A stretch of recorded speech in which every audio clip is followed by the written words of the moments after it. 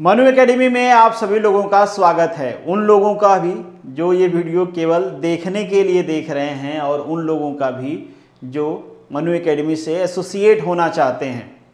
Manu academy higher कर रहा है। आप अगर एसोसिएट होना चाहते हैं तो आपका बहुत बहुत स्वागत है। पीछे सब्जेक्ट्स लिखे हैं, मैं डिटेल में बताऊंगा, पर अभी के लिए ये जो हायरिंग है ये पार्ट टाइम है।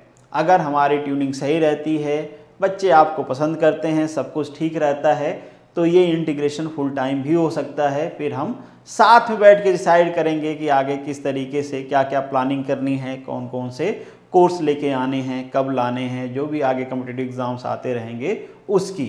पर अभी के लिए ये हायरिंग पार्ट टाइम है।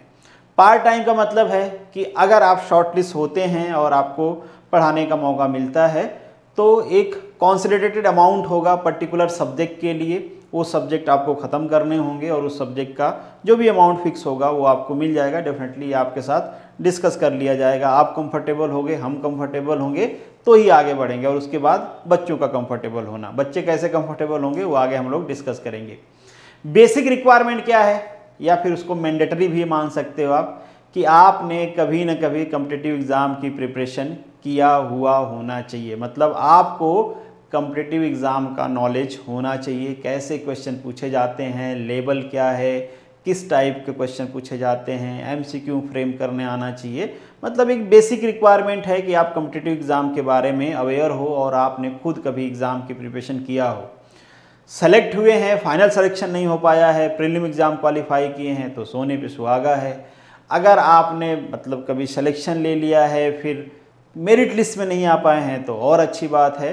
ये सारी चीज़ें एडिशनल हैं, पर मिनिमम रिक्वायरमेंट तो ये है कि आपको कॉम्पिटिटिव एग्ज़ाम के बारे में नॉलेज होना चाहिए। उसके साथ साथ टीचिंग स्टाइल तो बहुत इंपॉर्टेंट होती है आपके कॉम्पिटिटिव एग्ज़ाम के प्रिपरेशन के लिए। ठीक है, तो बाकी चीज़ें मैं आपको बताऊं उससे पहले बता देता हूं कि हमारे पास जो रिक्वायरमेंट है वो किन किन सब्जेक्ट की है।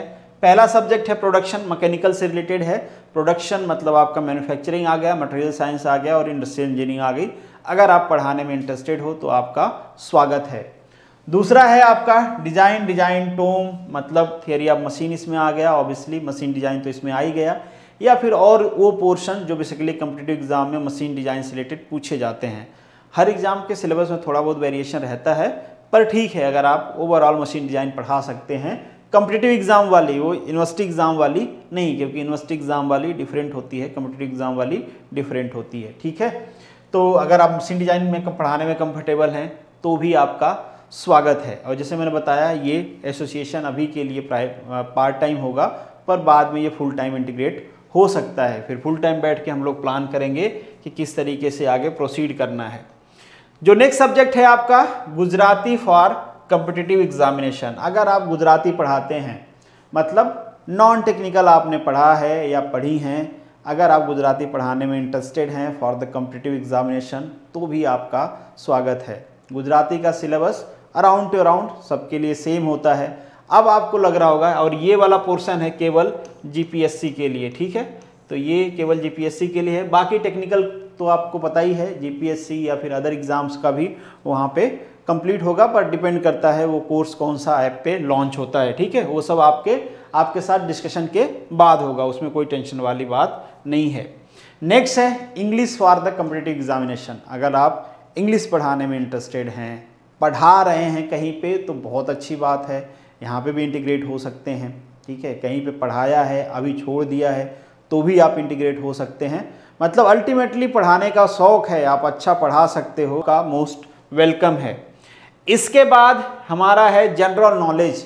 जनरल नॉलेज में स्पेशली मैं बता रहा हूँ, यहाँ पे हम केवल जीपीएससी वाला पोर्शन अभी कवर करेंगे। मतलब स्पेसिफिक जो जीपीएससी के क्लास 2 के जो एग्ज़ाम्स होते हैं उसका जो जनरल नॉलेज है, बहुत स्पेसिफिकली उन्होंने मेंशन कर रखा है। अगर आप वो पढ़ा सकते हो तो आपका भी स्वागत है। बहुत ही स्पेसिफिक सिलेबस है, टू द पॉइंट बताया गया है कि क्या क्या होगा, और उनका पेपर एनालिसिस करने के बाद पता भी चलता है कि कौन कौन से टॉपिक पे फोकस करना है। तो अगर आपने वो पढ़ाया है कभी, या पढ़ा रहे हो या पढ़ाना चाहते हो तो भी आपका स्वागत है। तो अगर आप पढ़ाने में इंटरेस्टेड हो तो वीडियो का जो डिस्क्रिप्शन बॉक्स है उसमें गूगल फॉर्म है, वो गूगल फॉर्म आपको फिलअप कर देना है। फिलअप कर दीजिए। थोड़ी सी मैं आपको रिक्वायरमेंट भी बता देता हूँ कि अगर आप पढ़ाना स्टार्ट करते हो, वैसे तो हम डिस्कस करेंगे, फिर भी यहाँ पे बता देता हूँ आपके कंफर्टेबिलिटी के लिए कि पहले से आपको पता रहे क्या होगा। आपको वीडियो रिकॉर्ड करना होगा, जैसे मैं रिकॉर्ड कर रहा हूँ ऐसे आपको भी वीडियो रिकॉर्ड करना होगा। लाइव डाउट डिस्कशन लेना होगा, जो बच्चों के डाउट हैं वो लाइव डिस्कस करना होगा, बाकी वीडियो रिकॉर्ड करके डालना होगा। एमसीक्यू प्रिपेयर करना होगा आपको और टेस्ट सीरीज बनाना होगा। केवल अपने सब्जेक्ट का, जो सब्जेक्ट आप पढ़ा रहे होगे उसके एमसीक्यू बनाने होंगे, और एमसीक्यू टेस्ट सीरीज के लिए भी और आप जो पढ़ाओगे उसके लिए भी। प्रीवियस ईयर एमसीक्यू भी आपको इंक्लूड करना होगा वहाँ पे, जो आपके सब्जेक्ट से रिलेटेड जीपीएससी एग्जाम्स में या दूसरे कॉम्पिटिटिव एग्जाम्स में पूछे गए हैं वो।